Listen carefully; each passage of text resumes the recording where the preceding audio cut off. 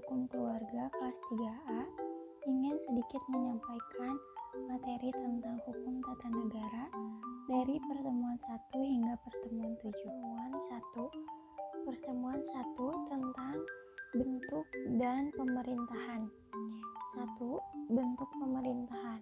Menurut Aristoteles, 1. Autokrasi atau bentuk pemerintahan yang diperintah oleh kekuasaan tunggal seperti raja yang tidak dapat diganggu-gugat. Yang kedua, oligarki atau bentuk pemerintahan yang dijalankan oleh beberapa orang yang berkuasa dari golongan atau kelompok tertentu. Yang ketiga, monarki atau bentuk pemerintahan yang kekuasaannya dipegang oleh raja atau kaisar. Bentuk pemerintahan tersebut akan berlangsung sampai akhir hayat sang raja. 4. Republik, bentuk pemerintahan yang dijalankan berdasarkan kedaulatan rakyat. Republik itu terdiri dari 2 kalimat, yaitu res dan publica. Res itu kembali dan publica kepada umum, yang artinya menghendaki kedaulatan rakyat atau kembali kepada kewenangan kehendak daripada rakyat itu sendiri. Dampak dari sebuah negara ada bentuk sempurna dan bentuk kemerosotan. 1. Monarki. Jika berbalik atau hancur, maka mengalami kemerosotan. Dampaknya, negara tersebut akan menjadi negara despoti atau tirani. 2. Aristokrasi. Berbalik atau hancur. Mengalami kemerosotan atau dampaknya, negara tersebut akan menjadi oligarki atau plutokrasi. Yang ketiga adalah politeia, bentuk pemerintahan kota. Bentuk kemerosotannya adalah demokrasi. Pertemuan kedua. Secara etimologis, hukum tata negara yaitu constitutional law dalam bahasa Inggris, Staatsrecht dalam bahasa Belanda, dan droit constitutionnel dalam bahasa Prancis. Ketiganya memiliki arti yang sama, namun berbeda dalam segi bahasa. Pengertian menurut hukum tata negara yaitu sekumpulan hukum yang mengatur organisasi negara, hubungan antara garis negara dengan alat kelengkapan antar negara dalam garis horizontal, atau antara warga negara dengan warga negara, dan vertikal yaitu antara negara dengan pemerintah. Lingkup hukum tata negara yaitu 1. Organisasi negara atau bentuk negara dan bentuk pemerintahan. 2. Struktur pejabat negara atau lembaga-lembaga negara. Ketiga, kebagian kekuasaan. Hubungan hukum tata negara dengan ilmu lainnya yaitu ilmu politik, ilmu hukum, sosial, ekonomi, dan hukum administrasi negara.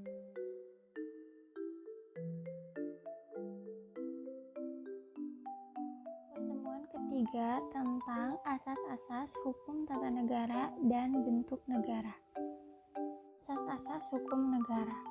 Asas sama dengan karakter, prinsip, dan ciri khas.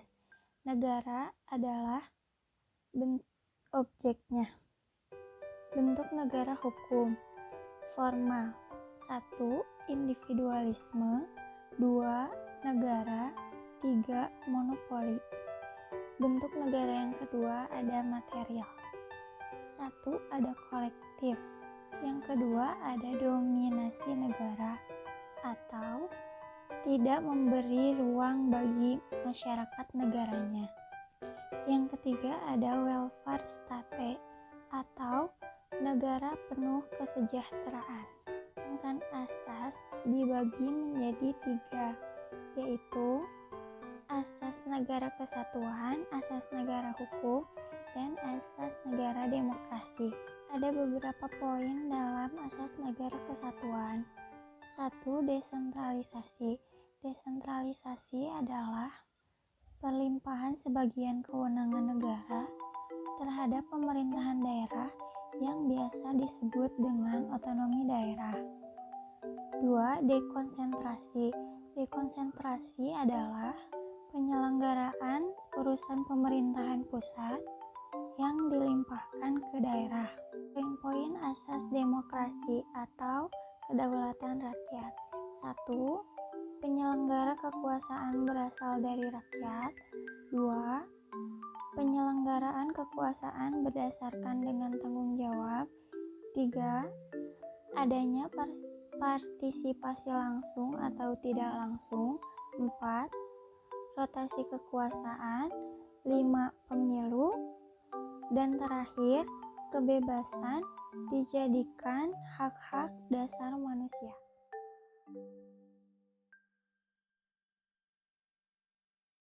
Pertemuan keempat, tipe dan bentuk susunan negara.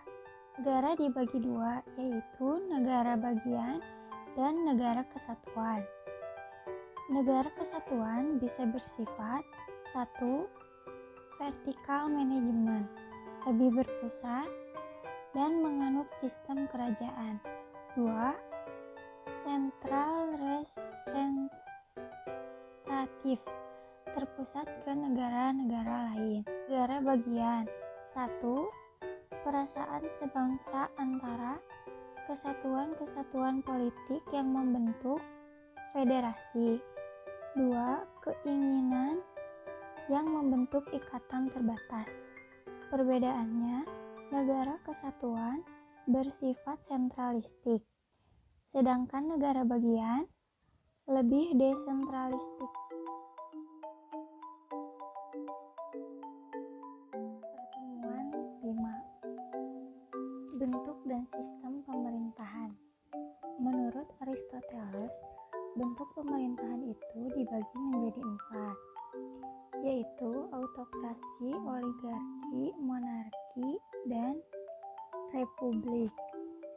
Menurut Aristoteles juga, bentuk negara dibagi menjadi 2, yaitu bentuk sempurna dan bentuk kemerosotan. Bentuk sempurna. 1. Monarki, bentuk pemerintahan yang dipimpin oleh seorang kaisar dan raja. 2. Aristokrasi, sebuah sistem pemimpinan yang dipimpin oleh individu yang terbaik. 3. Politeia, bentuk pemerintahan kota. Bentuk kemerosotan. 1. Despoti, tirani. 2. Oligarki, plutokrasi, pemerintah yang diselenggarakan dari rakyat, oleh rakyat, dan untuk rakyat. Plus teori, monarki dipegang satu orang, menjadi tirani diperintah satu orang. Aristokrasi dipegang oleh beberapa orang, oligarki dipegang oleh beberapa orang, demokrasi pemerintah dijalankan oleh rakyat. Holokrasi, masing-masing orang ingin mengatur dan memerintah dengan bebas. Menurut Muhammad Mahfud MD, sistem pemerintahan dibagi menjadi 2, yaitu presidensial dan parlementer.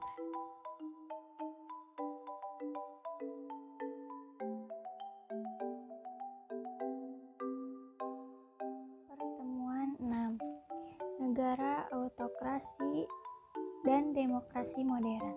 Autokrasi adalah suatu bentuk pemerintahan yang kekuasaan politiknya dipegang oleh satu orang, yang mempunyai karakter berbeda dengan demokrasi modern atau kekuasaan tunggal.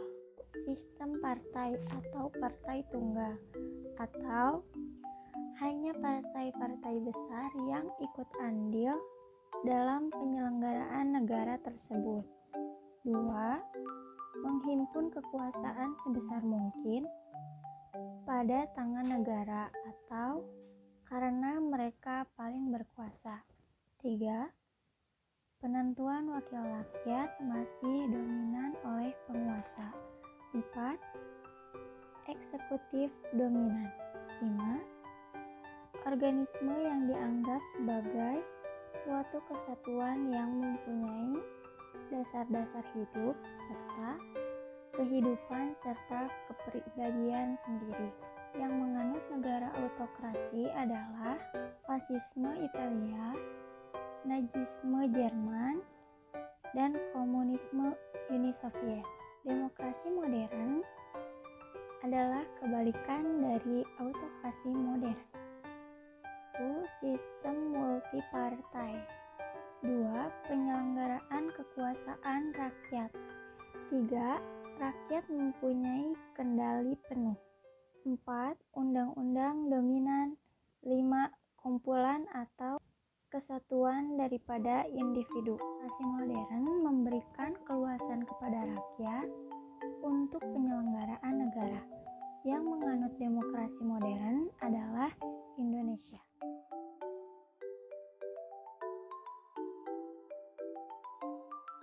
Temuan ke-7 tentang teori pembagian kekuasaan dan lembaga-lembaga negara. Penyelenggaraan negara itu tidak mungkin dilakukan oleh satu jenis saja. Pembatasan kekuasaan menurut Maurice Duverger. 1. Pemilihan penguasa akan ditentukan batasan-batasannya. 2. Pembagian kekuasaan akan didistribusikan. 3. Kontrol yuridiskrionil akan dilaksanakan pengawasan yang lebih ketat. Menambah atau memperkuat kekuasaan pihak yang diperintah, salah satunya adalah ketika suatu kejadian tidak dapat dikendalikan dan masyarakat yang diperintah muak, maka akan terjadi pemberontakan. Pengendalian kelalim-laliman pihak penguasa dari masyarakat mau dilakukan secara eksternal dan internal. Politika sudah ada sejak abad ke-20. 1. Prancis pada abad ke-20 sudah menghendaki pembagian kekuasaan. Disederhanakan lagi oleh John Locke pada tahun 1632 sampai 1704 menjadi fungsi legislatif, eksekutif, dan federatif. Lalu dipertegas lagi oleh Montesquieu pada tahun 1748, yaitu the spirit of the law, antara lain legislatif, eksekutif, dan yudikatif yang masih diterapkan. Setiap kekuasaan memiliki karakter, diantaranya legislatif, yaitu kekuasaan melaksanakan undang-undang. 2. Eksekutif, yaitu kekuasaan membuat undang-undang, presiden, dan satuan kerja pemerintah. Yudikatif, yaitu kekuasaan mengadili atas pelanggaran undang-undang. Legislatif dan eksekutif memiliki hubungan yang sangat erat. Mungkin cukup sekian materi yang dapat saya sampaikan. Kurang lebihnya mohon dimaafkan. Terima kasih. Wassalamualaikum warahmatullahi wabarakatuh.